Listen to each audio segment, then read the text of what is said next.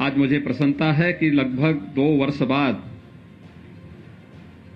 Corona जैसी महामारी पर एक प्रकार से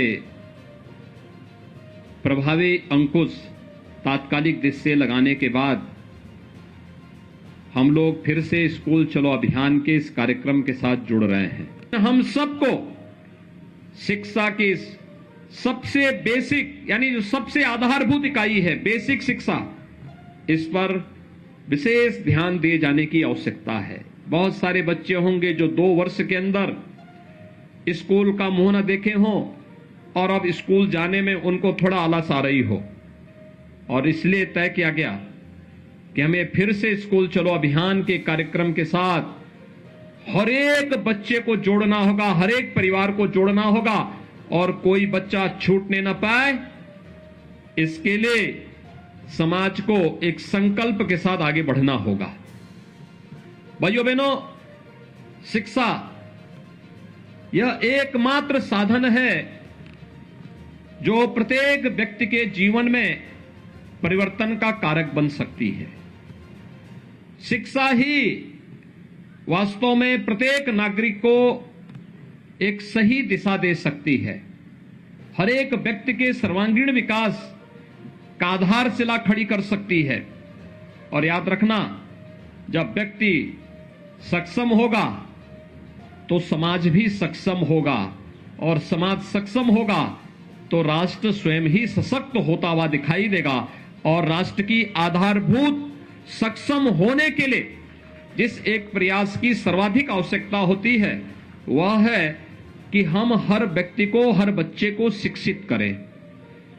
ये न केवल हमारा नैतिक दायित्व है बल्कि हमारा ये राष्ट्रीय कर्तव्य भी बनता है कि अपने देश को दुनिया की एक ताकत बनाने के लिए हमें हर एक बच्चे को शिक्षित करना होगा। और शिक्षित करने के लिए आवश्यक है हम उसे स्कूल भेजें, स्कूल लेकर के आए।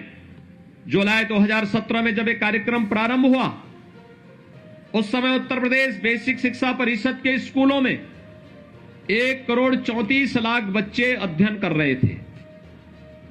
वे आते थे, स्कूल में आने का समय नहीं था, कब कौन आ रहा है, कब कौन जा रहा है। स्कूलों की स्थिति अत्यंत जर्जर थी। पीपल और बरगद के पेड़ भले ही जमीन पे नहीं उगे हों, लेकिन विद्यालय भवनों पर जरूर उगे हुए होते दिखाई देते थे।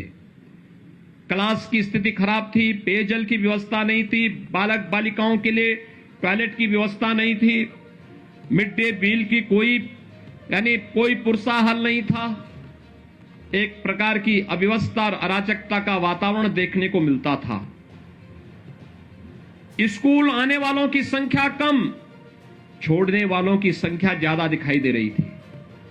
लेकिन आज जब लगातार 3 वर्ष तक स्कूल चलो अभियान प्रारंभ हुआ, आगे बढ़ा, तो मात्र 3 वर्ष के अंदर उत्तर प्रदेश में बेसिक शिक्षा परिषद के स्कूलों में 1,80,00,000 बच्चे इन्हीं विद्यालयों के में अपना नामांकन करा करके वहां पर अध्ययन के साथ जुड़े और उस बेसिक शिक्षा परिषद के साथ जुड़ करके शिक्षा की आधारशिला को मजबूती प्रदान करने में अभिभावकों ने अपना योगदान दिया। तो बच्चों ने आकर के इन स्कूलों को फिर से एक बार यहां की रौनक को बढ़ाने का काम भी किया। इस दौरान प्रयास हुए, हमने हर बच्चे को बैग, बुक्स, 2 यूनिफॉर्म, जूते, मोजे, स्वेटर, ये सभी कुछ उपलब्ध करवाने का कार्य किया। लेकिन साथ ही साथ ऑपरेशन कायाकल्प के माध्यम से हमारे माननीय जनप्रतिनिधियों ने, शिक्षा विभाग के अधिकारियों ने, पुरातन छात्रों ने, समाज के जागरूक नागरिकों ने, सबने मिलकर के एक अभियान प्रारंभ किया। और वह अभियान था जिसमें एक एक विद्यालय गोद लेकर के और उन विद्यालयों में अच्छी फ्लोरिंग बना देना, साफ सफाई की व्यवस्था कर देना, वॉल पेंटिंग की व्यवस्था करना, वहां पर बच्चों के लिए जो भी अन्य रोचक कार्य हो सकते हैं, सेपरेट टॉयलेट की व्यवस्था करना, पेयजल की व्यवस्था करना, वहां पर विद्युत की आपूर्ति हो सके, इसके लिए भी प्रयास प्रारंभ हुए। फर्नीचर देने के कार्य प्रारंभ हुए। मुझे स्वयं जब एक विधायक के रूप में जो विधायक निधि मिली, तो मैंने अपने विधानसभा क्षेत्र में हर विद्यालय में बेसिक शिक्षा परिषद से जुड़े हुए हर विद्यालय में फर्नीचर देने का काम किया, जिससे वहां पर हर बच्चा आकर के स्कूल में फर्नीचर में बैठ सके, कुर्सी मेज में बैठ सके, उस प्रकार की व्यवस्था वहां पर उनके लिए देने का कार्य हुआ। मिड डे मील के स्तर को सुधारने का कार्य हुआ। और देखते ही देखते 1,58,000 जो विद्यालय थे बेसिक शिक्षा परिषद के, इनमें से 90,000 से अधिक विद्यालयों में ये सभी प्रकार की सुविधाओं से इसे आच्छादित करने का कार्य हुआ। आज बढ़कर के 1,34,000 तक पहुंच चुकी है।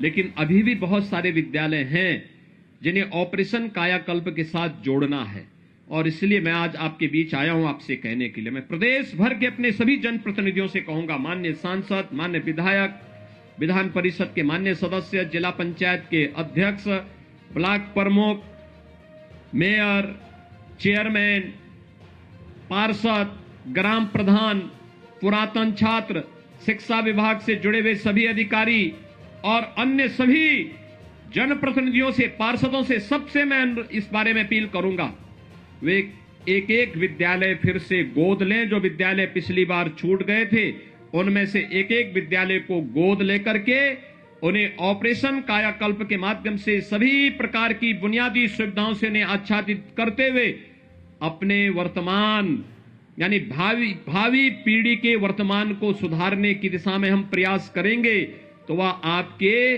भविष्य को भी उज्जवल बनाने में अपना योगदान दे पाएगा। हमारे चैनल को लाइक, शेयर और सब्सक्राइब जरूर करें और नई अपडेट्स के लिए बेल आइकन दबाना ना भूलें।